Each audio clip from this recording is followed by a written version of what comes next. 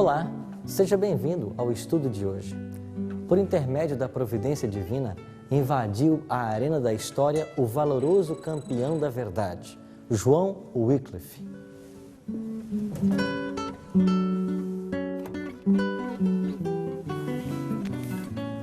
Quando uma lamentável ignorância da palavra de Deus se espalhava por toda a terra, quando os cristãos eram dirigidos por decretos e tradições humanas, quando parecia que não sobrara nenhuma centelha de doutrina pura, levantou-se João Wycliffe para exaltar os princípios da palavra de Deus, censurar as tradições da igreja e dar ao povo inglês a Bíblia em sua língua materna.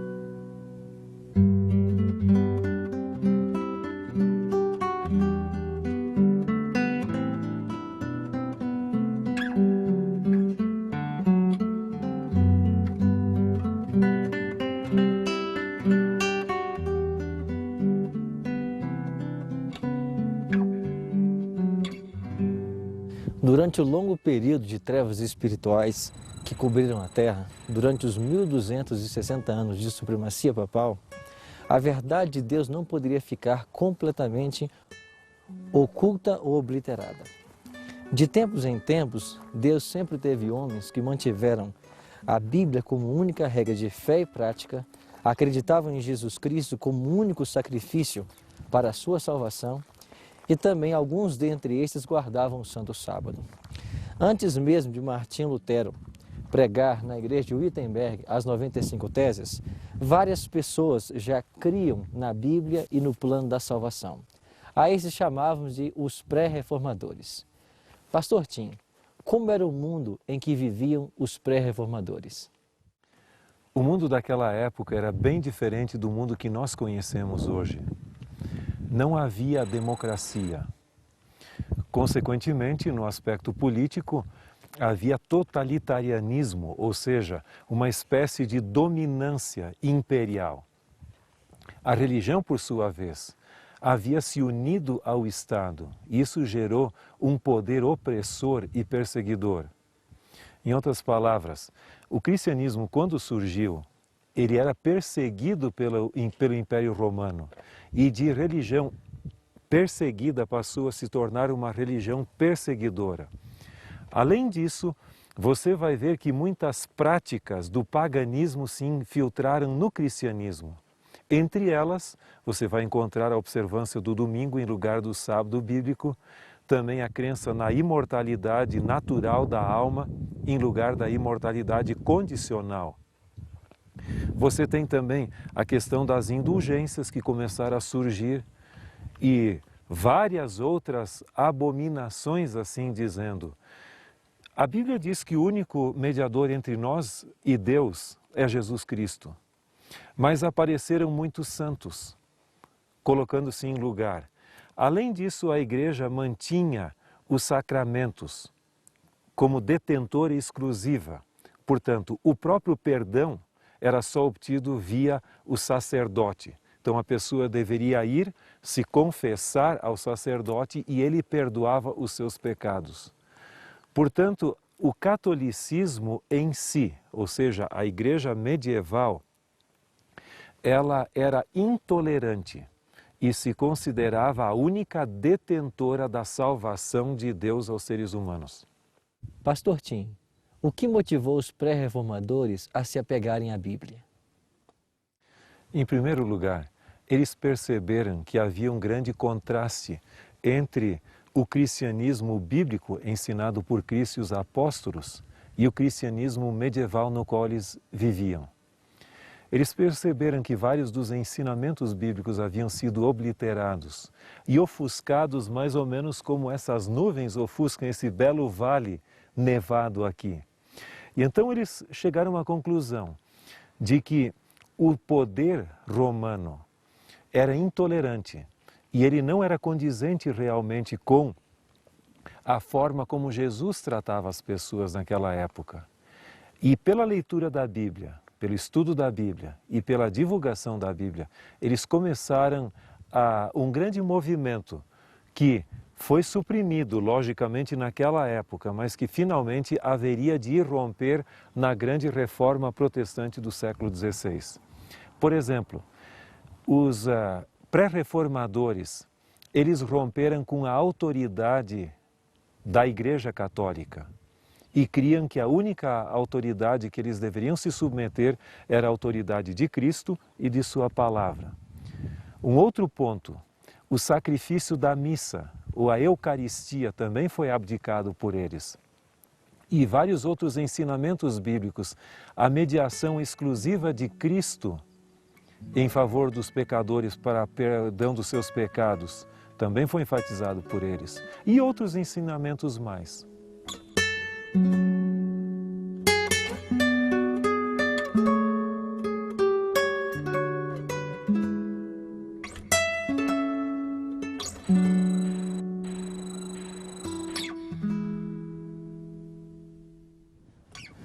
Antes da Reforma Protestante, haviam pouquíssimos exemplares das Escrituras Sagradas, mas Deus não consentira que sua palavra fosse totalmente destruída.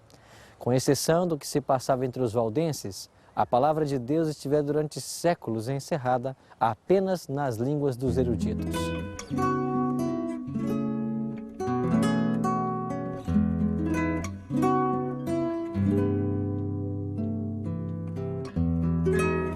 Chegara, porém, o tempo em que a Bíblia deveria ser traduzida e entregue para o povo na sua própria língua.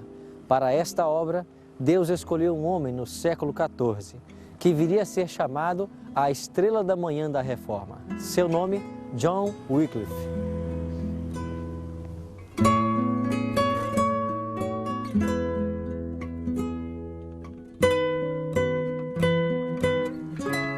Segundo alguns estudiosos, Wycliffe teria nascido no ano 1324, na cidade de Richmond, perto de Yorkshire. Logo cedo foi mandado para Oxford, onde estudou, conseguindo o seu bacharelado e anos depois o seu doutorado.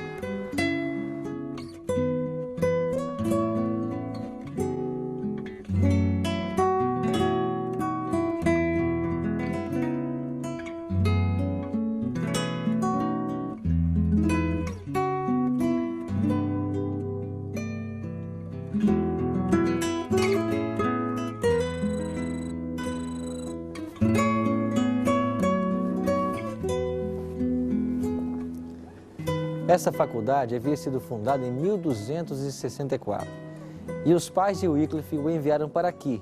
Aqui ele estudou filosofia escolástica, os cânones da igreja e a lei civil. Tornou-se sacerdote e depois de algum tempo também serviu como professor aqui na Universidade de Oxford.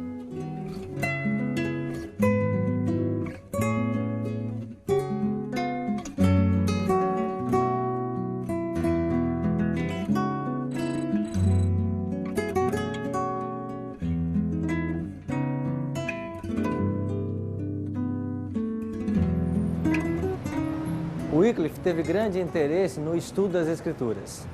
Naqueles tempos primitivos, a Bíblia existia apenas nas línguas antigas. Assim, Deus estava preparando o caminho para o futuro trabalho de Wycliffe como reformador e tradutor.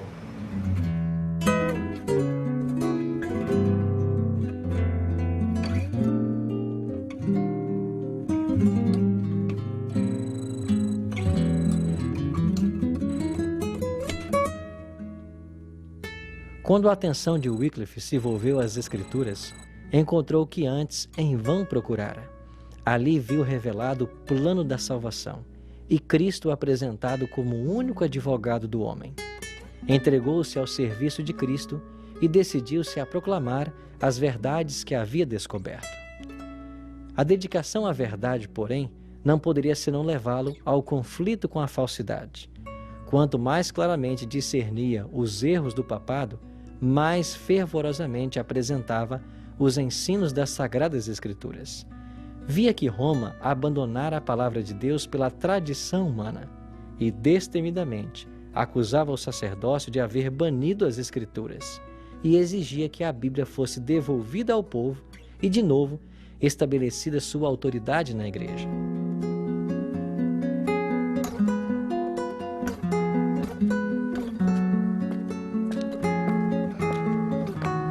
Apesar de sua crescente popularidade, a Igreja Romana apressou-se em censurar Wycliffe e em 19 de fevereiro de 1377, ele é intimado a comparecer perante o bispo de Londres para explanar seus ensinamentos.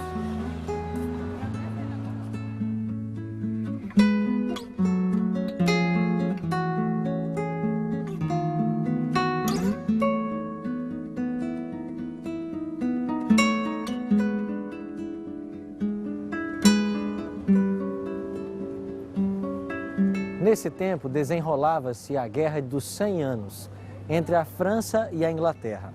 Na Inglaterra daquele tempo, tudo que fosse identificado como francês era tido como inimigo. E nessa visão incluía a Igreja de Roma, pois o papado havia mudado sua sede de Roma para Avignon.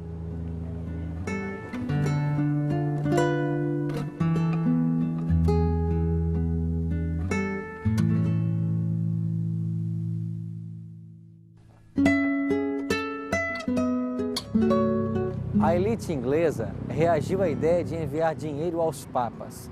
Esta era uma atitude vista como ajuda e sustento ao próprio inimigo. E nesse ambiente hostil à França e à Igreja, um teólogo como Wycliffe desfrutou quase imediato apoio, não apenas político, mas popular, despertando o nacionalismo inglês. Ao mesmo tempo em que defendia que a Igreja deveria retornar à primitiva pobreza dos tempos apostólicos, Wycliffe também entendia que o poder da Igreja devia ser limitado às questões espirituais, sendo o poder temporal exercido pelo Estado, representado pelo rei. Na questão relacionada ao cisma da Igreja, com 3 papas reivindicando a liderança, Wycliffe defendia que o cristão não precisa de Roma ou Avignon, pois Deus está em toda parte. Em sua opinião, a Igreja poderia continuar a existir mesmo sem a existência de um líder visível. Os trovões papais logo se desencadearam contra Wycliffe. 3 bulas foram expedidas para a Inglaterra, ordenando todas as medidas decisivas para fazer silenciar o ensinador de heresias. Estas medidas indicavam de maneira direta a fogueira. Parecia certo que Wycliffe logo deveria cair, vítima da vingança de Roma. Mas a morte veio, não para o reformador, mas para o pontífice que decretara a destruição. Gregório XI morreu, e dissiparam-se os eclesiásticos que se haviam reunido para condenar Wycliffe. A morte de Gregório foi seguida da eleição de 2 papas rivais. 2 poderes em conflito, cada um se dizendo infalível, exigiam agora obediência. Anátemas e recriminações voavam de um papa ao outro. Nesse interim, o reformador, no silencioso retiro de sua paróquia de Lutterworth, estava trabalhando diligentemente para, dos papas em guerra, dirigir os homens a Jesus, o príncipe da paz. O Wycliffe defendia que a Bíblia deveria ser a base de toda a doutrina e a única norma de fé cristã. Acreditava que a Bíblia deveria ser um bem comum de todos os cristãos e precisaria estar disponível para uso cotidiano na língua nativa das populações. Partes da Bíblia já haviam sido traduzidas para o inglês, mas não havia uma tradução completa. O Wycliffe então atribuiu a si mesmo essa tarefa. Embora não se possa definir exatamente a sua parte na tradução, que foi baseada na Vulgata, não há dúvidas que, graças à sua iniciativa, nós temos a tradução do Novo Testamento para o inglês. A Bíblia de Wycliffe, como passou a ser conhecida, foi amplamente distribuída por toda a Inglaterra. Nesse tempo se ouvia dos críticos: a joia do clero tornou-se o brinquedo dos leigos.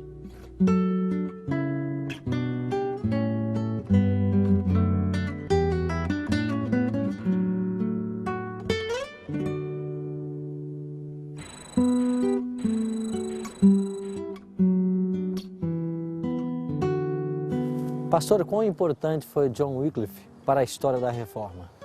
John Wycliffe é considerado a estrela da manhã da Reforma. E ele deu uma contribuição muito significativa. Ele era uma pessoa de índole acadêmica, estudou na Universidade de Oxford, onde obteve o seu doutorado, e além disso ele foi professor daquela universidade e reitor ou ministro, no caso, um clérigo, em vários lugares diferentes. Mas ele escreveu vários livros importantes que romperam com a autoridade católica e papal, principalmente no sentido de a sua autoridade temporal. Ele cria que o catolicismo, a igreja deveria se envolver com questões espirituais, eclesiásticas, mas não temporais e governamentais.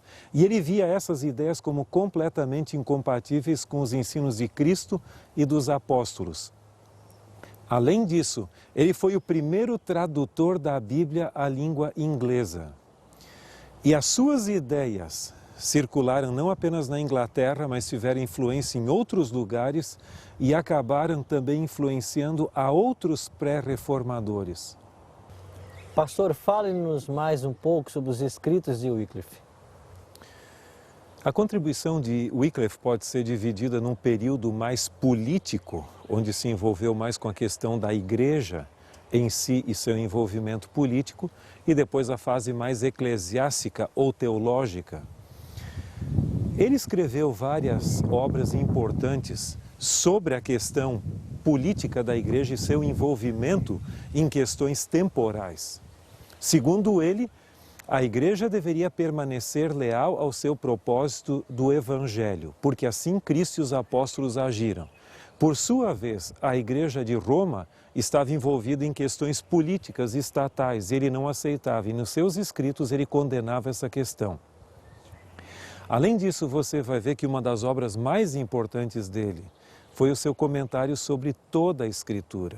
Também ele escreveu uma suma teológica, assim dizendo, onde ele expressa suas ideias do domínio temporal da igreja. Então, vários escritos dele tratavam especificamente da questão do perfil político temporal que a igreja de Roma assumia, que segundo ele não era bíblico. Além disso, além de atacar a hierarquia católica, Wycliffe também enaltecia a autoridade das Escrituras acima do Papa. Isso incomodava definitivamente a Igreja Católica, a Igreja Romana.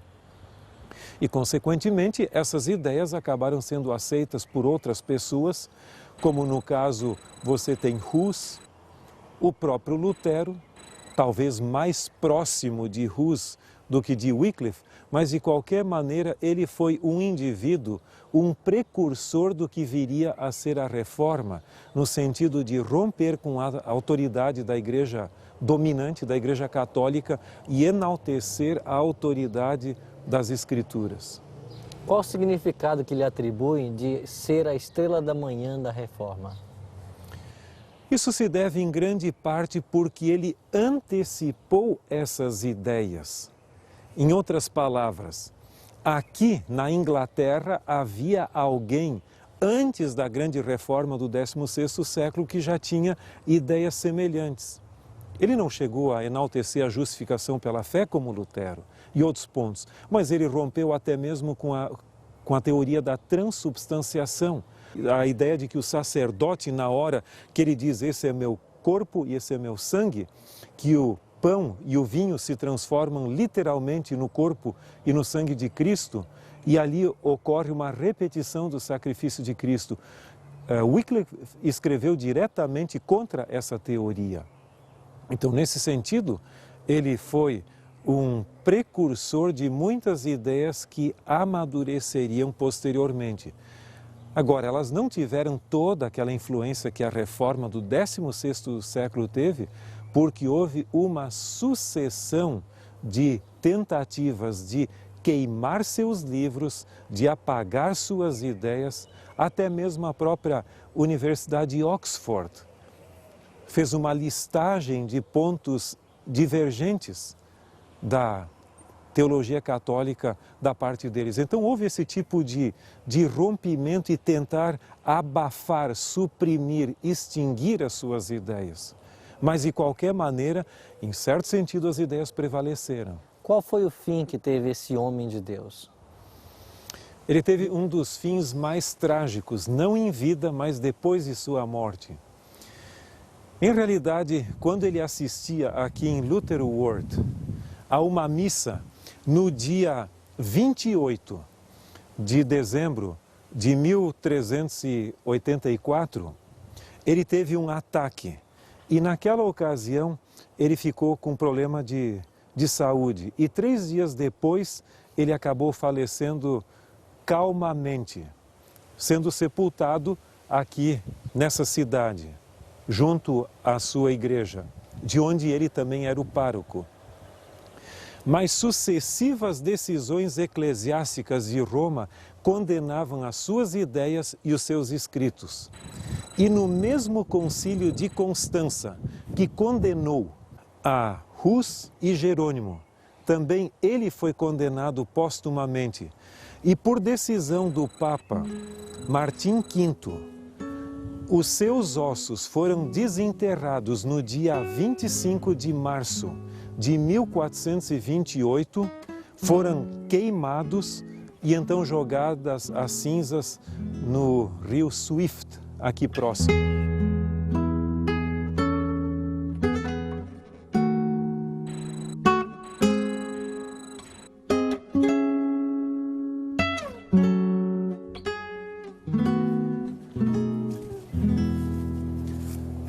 As cinzas de Wycliffe foram então trazidas para esse pequeno córrego chamado Swift. E como disse alguém, desse córrego foram para o rio Avon, depois para o Severn, para os mares estreitos e finalmente para o oceano. E essa é uma bela analogia de como as ideias de Wycliffe se difundiram pelo mundo.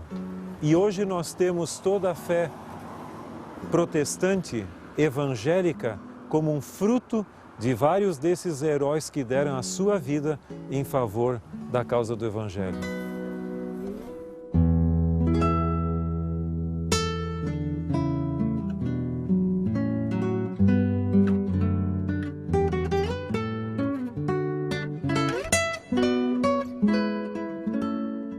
Pastor Tim, que características dos pré-reformadores nós deveríamos imitar hoje em nossa vida? Eu creio que existem pelo menos 2 características que são fundamentais para nós hoje. Em primeiro lugar, a lealdade incondicional a Cristo e a sua palavra. Eles tinham uma convicção em relação com a verdade bíblica, a ponto de preferirem depor a sua própria vida sob o altar do sacrifício como mártires, a abdicar de sua lealdade à palavra de Deus. Esse é um ponto fundamental. Nós vivemos hoje num mundo chamado de pós-moderno, onde a verdade não é mais uma verdade absoluta. Não existem verdades normativas. Normalmente, o que é verdade para mim pode ser não verdade para você ou para outra pessoa. Então, o mundo hoje é ecumênico, pluralista e relativista.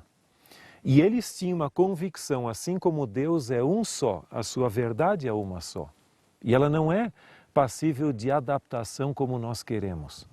Um outro ponto fundamental, que eu diria um segundo ponto, há um texto bíblico que o fundamenta de maneira maravilhosa. E nós o encontramos em Atos capítulo 20, o verso 24.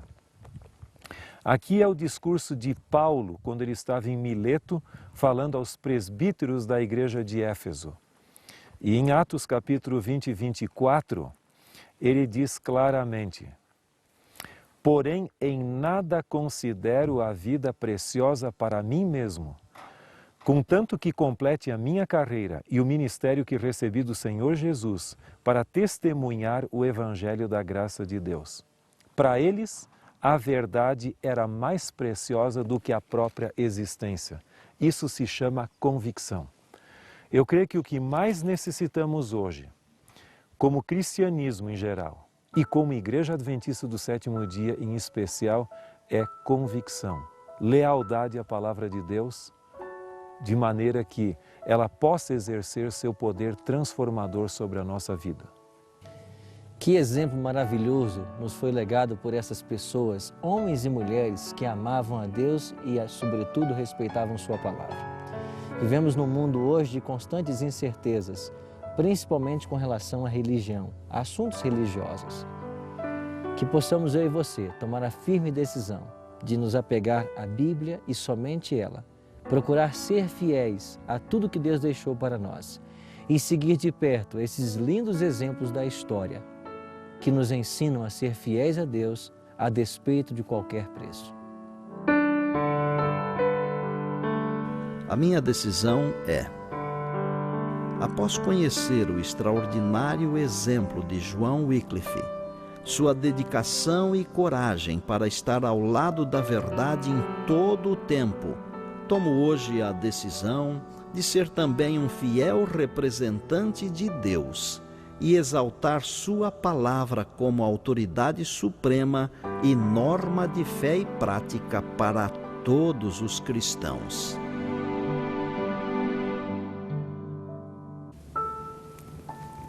Se esta é a sua decisão, ore comigo agora. Bondoso Deus e Pai, obrigado pelo exemplo de homens e mulheres que foram fiéis à Tua palavra. Obrigado por termos a Bíblia conosco hoje. Que ela possa ser para nós um guia em meio às trevas que cobrem esse mundo. Que nós busquemos todos os dias conhecer a Tua vontade através dos Seus ensinamentos. Abençoa-nos e ajuda-nos nesse propósito. Te oramos em nome de Jesus. Amém. A influência dos escritos de Wycliffe se espalharam e alcançaram a Boêmia, hoje República Tcheca. Lá, João Hus e Jerônimo de Praga se colocaram ao lado da verdade com a mesma firmeza demonstrada pelo reformador Wycliffe. Após a morte de Wycliffe, o Concílio de Constança expediu um documento decretando-o como herege, recomendando que todos os seus livros fossem queimados e ordenando que os seus restos mortais fossem exumados e queimados, o que foi cumprido 12 anos mais tarde pelo Papa Martinho V. Esse mesmo concílio levaria à fogueira dois heróis da Idade Média, John Hus e Jerônimo de Praga. Conheceremos melhor essa história no nosso próximo encontro. Até lá!